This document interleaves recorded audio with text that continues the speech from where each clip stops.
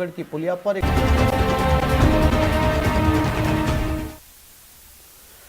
नमस्कार, 20 मिनट में 20 खबर में आपका स्वागत है। मैं हूं आपके साथ सुमित गुप्ता। हम अगले 20 मिनट में आपको देश दुनिया की 20 ऐसी खबरें बताने वाले हैं जो इस वक्त न केवल सुर्खियों में है बल्कि दिलचस्प और अहम भी है।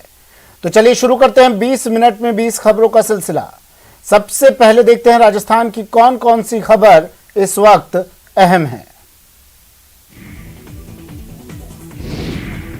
पूरा देश आज खुशी से झूम रहा है। ढोल की थाप पर भांगड़ा हो रहा है। होली दिवाली एक साथ मनाई जा रही है।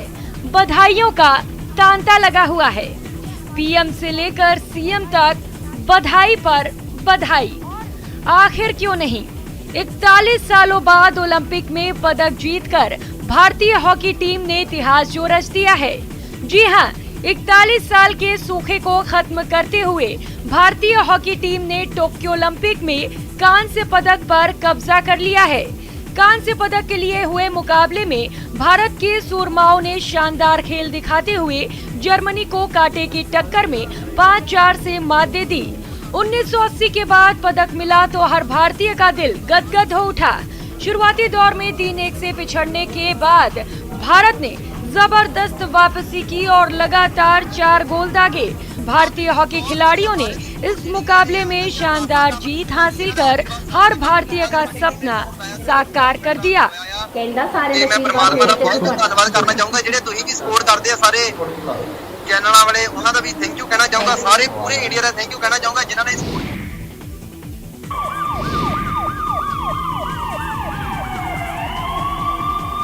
पुलिस की गाड़ी का सायरन सुनकर भागता आरोपी और उसे खदेड़कर पकड़ते कानून के रखवाले।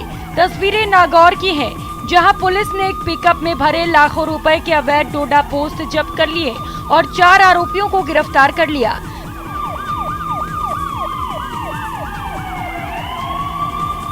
जब्त माल की कीमत 21 लाख रुपए बताई जा रही है। पुलिस को मुखबिर से सूचना मिली थी कि नशे के सौदागर पिकअप से डोडा पोस्ट लेकर मेड़ता की तरफ आ रहे हैं, जिस पर मेड़ता थाना जसनगर चौकी पुलिस और क्यूआरटी ने कार्रवाई कर आरोपियों को दबोच लिया। पुलिस ने पिकअप को एक्सकोर्ट कर कार सवारों को भी गिरफ्तार कर लिया। सादी वर्दी में पुलिस को देखकर कुछ लोगों ने इसे किडनैपिंग का मामला समझ लिया और पूरी कार्रवाई को कैमरे में कैद कर लिया।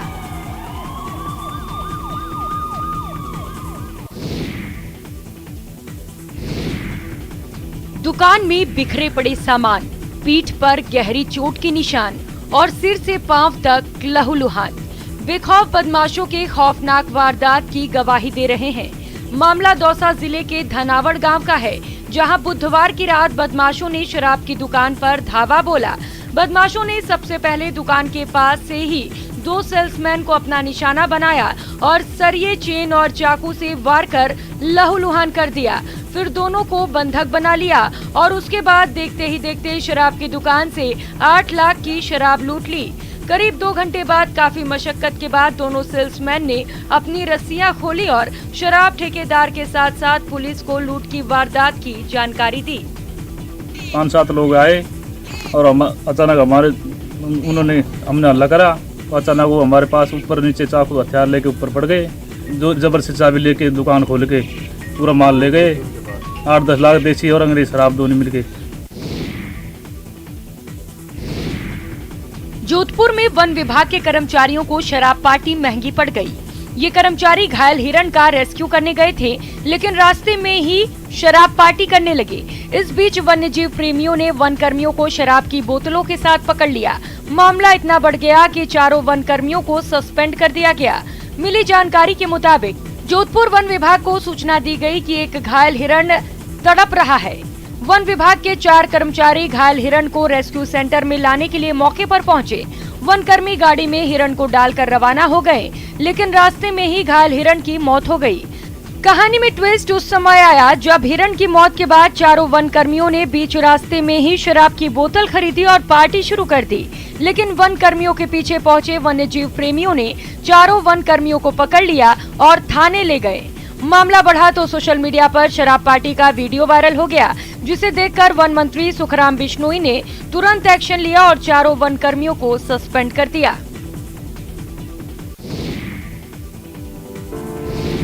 राजसमंद के बाशिंदों के लिए राहत की खबर है। अब उन्हें भवन निर्माण स्वीकृति और सीवर कनेक्शन जैसे कामों के लिए दफ्तर के चक्कर नहीं लगाने होंगे। नगर परिषद में आमजन की सुविधा के लिए कई कार्यों को ऑनलाइन किया जा रहा है। ऐसे में न सिर्फ कार्यों में पारदर्शिता आएगी, बल्कि लोगों को अपने कार्यों के लिए नगर परिषद कार्यालय तक भी नहीं जाना पड़ेगा। वे घर बैठे या नजदीकी मित्र के पास जाकर अपने कार्य करवा सकेंगे। इससे उनके समय और धन दोनों की बचत होगी और अधिकारियों की जिम्मेदारी भी तय होगी। इसमें विशेषकर भवन निर्माण स्वीकृति है, नामांतरण है, ट्रेड लाइसेंस है, सीवर कनेक्शन है, 90A है और कई सेवाएं हैं जो नगर परिषद द्वारा दी जाती है। इन सेवाओं को पूरी तरीके से ऑनलाइन कर दिया गया है। प्रदेश के कई स्थानीय निकायों में विभिन्न कार्य पहले ही ऑनलाइन कर दिए गए हैं, लेकिन देर से ही सही राजसमंद नगर परिषद की पहल जनता के लिए हितकारी होगी। ये तैयारी मरुधरा के सूरत संवारने की, उसे हरा भरा बनाने की है। जी हाँ, वन विभाग जैसलमेर से फलोदी के बीच 42,000 से ज्यादा पौधे लगाने जा रहा है। ग्रीन इंडिया मिशन के तहत राष्ट्रीय राजमार्ग के दोनों तरफ पौधे लगाए जाएंगे। इससे हरियाली होने के साथ ही छायादार पेड़ों से राहगीरों को भी राहत मिलेगी। दरअसल पर्यावरण संरक्षण को लेकर राष्ट्रीय राजमार्ग प्राधिकरण ने वन विभाग से 8 करोड़ रुपए का अनुबंध किया है। इसके चलते ही जैसलमेर से फलोदी के बीच वन विभाग 42,635 पौधे लगाएगा। अगले 5 साल तक वन विभाग इन पौधों की देखरेख करेगा और उसके बाद इन पौधों को NHAI को हैंडओवर कर देगा। इस वर्ष ग्रीन हाईवे मिशन के तहत NHAI का ये मिशन है, उसके तहत हम जैसलमेर फलोदी नेशनल हाईवे के दोनों साइड में वृक्षारोपण करेंगे। ये करीब 42 किलोमीटर का स्ट्रेच है, जिसमें हम कहीं कहीं 2 लाइन में और कहीं कहीं 3 लाइन में उपलब्ध जगह के अनुसार वृक्षारोपण करने का प्रावधान है। ये मुस्कान मौत पर जिंदगी की जीत की है। चेहरे की ये चमक जीने की ललक की कहानी कह रही है। कुछ पलों पहले तक मौत के भंवर में फंसे पति पत्नी का जब सफलतापूर्वक रेस्क्यू किया गया तो उनकी खुशी देखने लायक। मौत पर जीत की ये तस्वीर बूंदी से आई है, जहां कुरेल नदी में आए उफान के बाद संगावदा गांव में टापू पर पति पत्नी फंस गए थे। जानकारी के मुताबिक दोनों लोग नदी पार कर टापू पर झोपड़ी बनाकर रह रहे थे। इस बीच भारी बारिश के कारण कुरेल नदी में उफान आ गया, जिससे दंपत्ति का जीवन संकट में आ गया। दोनों के फंसे होने की खबर मिलते ही SDRF और सिविल डिफेंस की टीम आधी रात को ही मौके पर पहुंच गई। टीम ने रात के अंधेरे में ही जान की बाजी लगाकर बोट के जरिए पति पत्नी का सफलतापूर्वक रेस्क्यू किया और उनके चेहरे पर मुस्कान ला दी।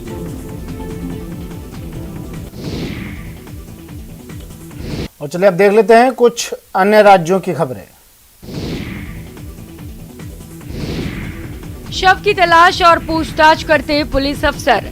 तस्वीरें उत्तर प्रदेश के सहारनपुर की हैं। शहर का युवक आंध्र प्रदेश की युवती को शादी का झांसा देकर सहारनपुर ले आया। युवती ने शादी की जिद की तो उसे घुमाने के बहाने हथिनी कुंड बैराज ले गया और यमुना नदी में धक्का दे दिया। आंध्र प्रदेश पुलिस युवती की तलाश में सहारनपुर पहुंची। पुलिस ने आरोपी और उसके दोस्त को हिरासत में लेकर पूछताछ की तो उन्होंने पूरी घटना का खुलासा कर दिया। मिली जानकारी के मुताबिक कोतवाली मंडी क्षेत्र के मोहल्ला खाता खेड़ी का आसिफ झाड़ फूक का काम करता था और शादीशुदा है। पिछले दिनों आंध्र प्रदेश के विजयवाड़ा निवासी तस्लीमा की हैदराबाद में आसिफ से मुलाकात हुई थी। दोनों के बीच दोस्ती हो गई और फोन पर बातचीत करने लगे। कुछ दिन पहले आसिफ मनकाऊ निवासी अपने दोस्त तैयब के साथ तस्लीमा से दिल्ली में मिला और उसे कार से अपने साथ सहारनपुर ले आया। आसिफ ने जिले में कई स्थानों पर किराए पर मकान में तस्लीमा को रखा।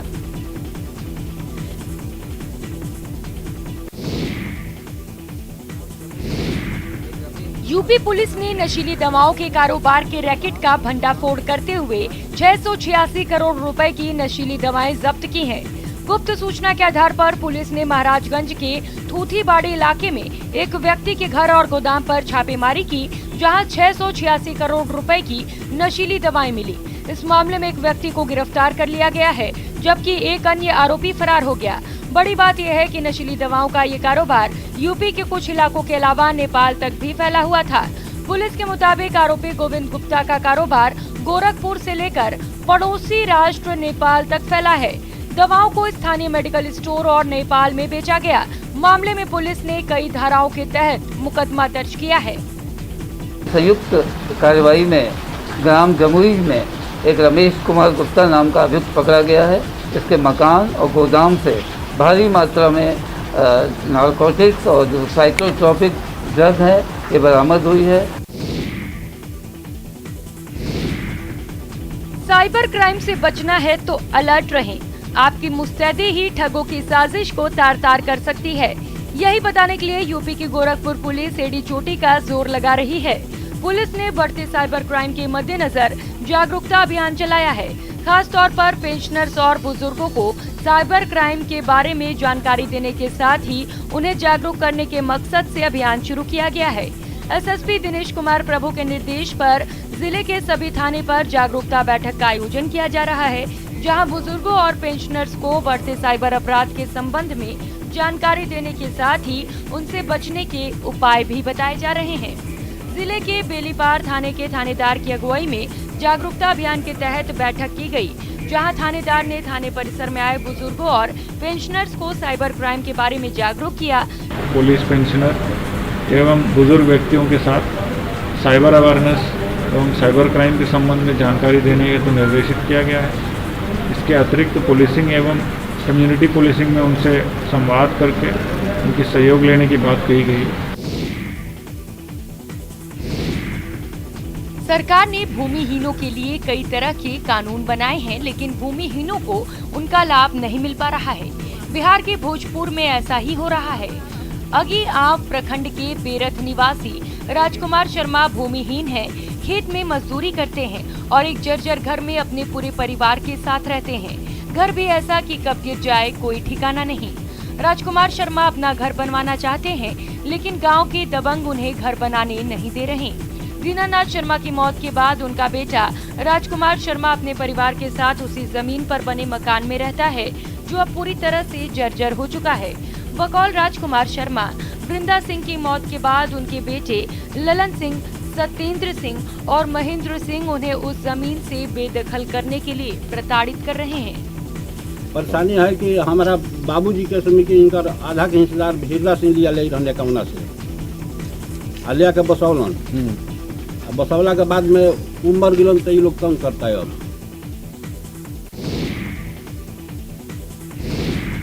बिहार के अरवल जिले में कोविड-19 से अनाथ हुए बच्चों को अभी तक किसी तरह की सरकारी मदद नहीं मिली है।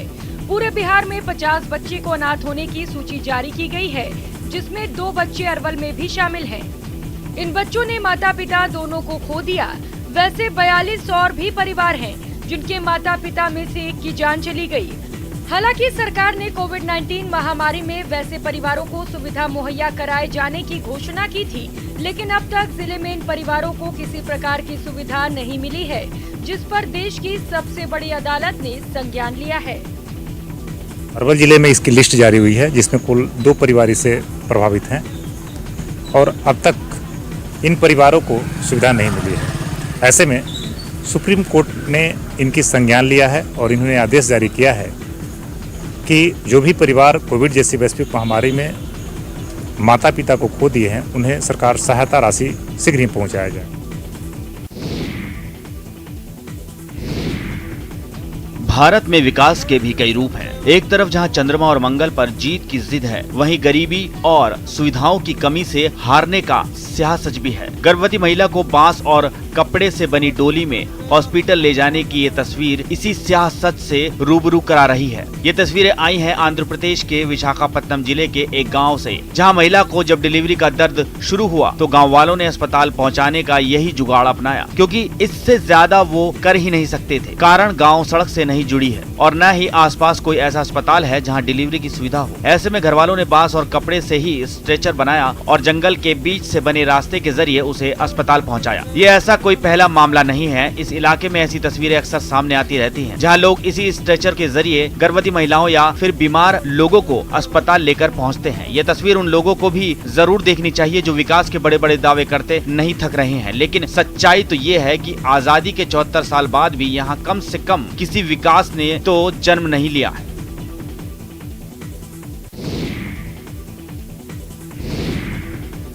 छत्तीसगढ़ में हाथियों का आतंक थमने का नाम नहीं ले रहा। वन विभाग की तमाम कोशिशों के बाद भी उत्पाती हाथी गांव में दस्तक दे रहे हैं, जिसके चलते ग्रामीणों में जबरदस्त दहशत है। आलम ऐसा है कि ग्रामीण उत्पाती हाथी से खुद को और खेत में खड़ी फसल को तबाह होने से रोकने के लिए रज्जगा कर रहे हैं। ताजा मामला धमतरी जिले का है। यहाँ एक दिन पहले आए 3 दंतैल हाथियों के कारण ग्रामीण खौफ के साए में सांस ले रहे हैं। फिलहाल तीनों दंतैल हाथी धमतरी और केरेगांव रेंज में घूम रहे हैं। तीनों ही हाथी नर हैं और ये उनका मेटिंग सीजन भी है, लिहाजा वो काफी आक्रामक हैं और बिना कारण किसी पर भी हमला कर सकते हैं। जहाँ से एंटर किया उसके पॉसिबल जो पॉइंट में वो जा सकता है, वहाँ पे हम स्वयं विजिट करके स्टाफ को बता दिए हैं कि क्या क्या करना। रेंजर, दोनों रेंज के रेंजर लगे हुए हैं। जो फॉरेस्ट से एंट्री पॉइंट है वहाँ पे आग जलाने की तैयारी पूरी करके रख दी गई है। और चलिए अब देख लेते हैं अंतर्राष्ट्रीय जगत की कुछ खास खबरें। पाकिस्तान के पंजाब सूबे में कट्टरपंथियों ने हिंदुओं के एक और मंदिर को तोड़ दिया है। दिन के उजाले में मंदिर के ऊपर हुए इस कायराना हमले के कई वीडियो भी वायरल हो रहे हैं। इन वीडियो में कट्टरपंथियों की भीड़ मंदिर में तोड़फोड़ करती नजर आ रही है। पाकिस्तानी सोशल मीडिया यूजर्स के मुताबिक ये घटना पंजाब सूबे के रहीम यार खान की बताई जा रही है। पंजाब के भोंग शहर में मौजूद गणेश मंदिर में कट्टरपंथियों ने जमकर उत्पात मचाया। उन्होंने न केवल मूर्तियों को तोड़ा बल्कि मंदिर में लगे झूमर, कांच जैसे सजावटी सामानों को भी तहस नहस कर दिया। इस दौरान मंदिर परिसर में इन कट्टरपंथियों की भारी भीड़ मौजूद थी। बड़ी बात यह है कि पहले की तरह इस मामले में अभी तक कोई गिरफ्तारी नहीं हुई है। गौरतलब है कि पाकिस्तान में कोरोना वायरस लॉकडाउन के दौरान हिंदू और ईसाई लड़कियों का जमकर धर्मांतरण हुआ है। मानवाधिकार संस्था movement for solidarity and peace के मुताबिक पाकिस्तान में हर साल 1000 से ज्यादा ईसाई और हिंदू महिलाओं या लड़कियों का अपहरण किया जाता है और फिर धर्म बदलाव कर इस्लामिक रीति रिवाज से निकाह करवा दिया जाता है। यूरोप के क्रोएशिया से डराने वाली तस्वीरें आई। वहां जंगल आग की लपटों में ऐसा घिरा कि फिर सिर्फ तबाही ही तबाही नजर आई, जिसकी गवाह त्रोगीर से आई ये तस्वीरें हैं। सैकड़ों एकड़ के जंगल को अपनी जद में ले चुकी आग ने यहाँ का मंजर खौफनाक कर दिया। सड़क के दोनों तरफ जलते पेड़ों और उससे उठते धुएं का ये वीडियो लोगों को डराने वाला है। कई किलोमीटर का जंगल ऐसे ही धधक कर खत्म हो चुका है। बताया गया कि त्रोगीर के जंगल में ये आग सोमवार को भड़की और मंगलवार तक इसने सैकड़ों पेड़ों को अपनी जद में ले लिया, जिससे इतना धुआं हुआ कि उसने सारे आसमान को भर दिया। कई किलोमीटर दूर से देखी जा सकने वाली आग ने जंगल में एक फायर लाइन सी बना दी। लगातार भड़कती आग और धुएं का गुब्बार दमकल कर्मियों की कोशिशों को और चुनौतीपूर्ण बना रहा है। सरकार ने सेना की मदद से कई हेलीकॉप्टर और बेकाबू करने के लिए तैनात कर दिए हैं, लेकिन आग के आगे अब तक वो सब बेबस नजर आ रहे हैं। आसमान से कई गैलन पानी और आग बुझाने वाला केमिकल डाला जा चुका है, पर आग है कि बुझने का नाम ही नहीं ले रही। पश्चिम एशिया के देश लेबनान से 3 रॉकेट दागे जाने के बाद इजरायल ने पलटवार किया और ये बताया जा रहा है कि वहां की सेना भी जवाबी कार्रवाई में तोप से गोले दाग रही है। इजराइल की सरकार का मानना है कि इस हमले के पीछे लेबनान में मौजूद फिलिस्तीनी है, जिन्होंने इजराइल की सीमा में 2 रॉकेट दागे, जिनमें एक खुली जगह पर फट गया जबकि दूसरे को फटने से रोका गया। जो फट गया उससे काफी नुकसान पहुंचा। वहां से आग की लपटों के साथ धुआं उठता दिखा। ऐसे में पुलिस और फायर विभाग की टीम एम्बुलेंस के साथ वहां पहुंची। दमकल के कर्मचारी आग बुझाने में जुट गए। काफी मेहनत के बाद उन्होंने उसे बुझा भी लिया, लेकिन उससे हुए नुकसान को रोका नहीं जा सका।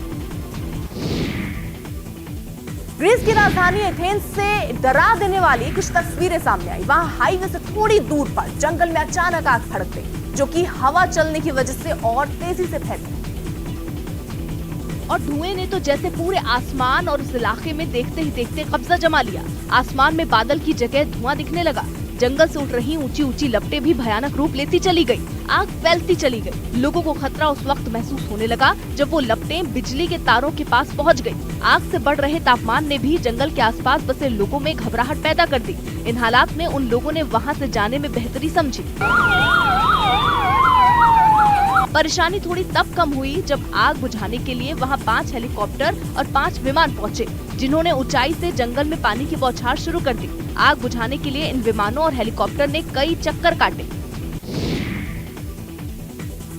यूक्रेन की राजधानी कीव में एक एक्टिविस्ट की संदिग्ध मौत के विरोध में बेलारूस के खिलाफ जोरदार प्रदर्शन किया गया। बेलारूस के राष्ट्रपति के खिलाफ आवाज उठाने वाले विताली शिशोव नाम के एक एक्टिविस्ट का शव संदिग्ध हालत में फंदे से लटका मिला था, जिसके बाद बड़ी तादाद में लोग सड़कों पर उतर आए और बेलारूस के दूतावास के बाहर प्रदर्शन शुरू कर दिया। हाथों में मशाल लेकर पहुंचे इन लोगों ने मारे गए एक्टिविस्ट की याद में नारे लगाए। हाथों में पोस्टर और झंडे लेकर पहुंचे इन लोगों ने शिशोव की हत्या के पीछे रूस और बेलारूस का हाथ होने का आरोप लगाया और वहां के राष्ट्रपति अलेक्जेंडर लुकाशेंको के खिलाफ जमकर नारेबाजी की। प्रदर्शन में शामिल लोग विताली शिशोव की तस्वीर लेकर पहुंचे और बेलारूस के दूतावास के बाहर ही मोमबत्तियां जलाकर उन्हें श्रद्धांजलि दी। लंदन से एक हैरान कहते एक से, लेकिन इसके बाद भी लोग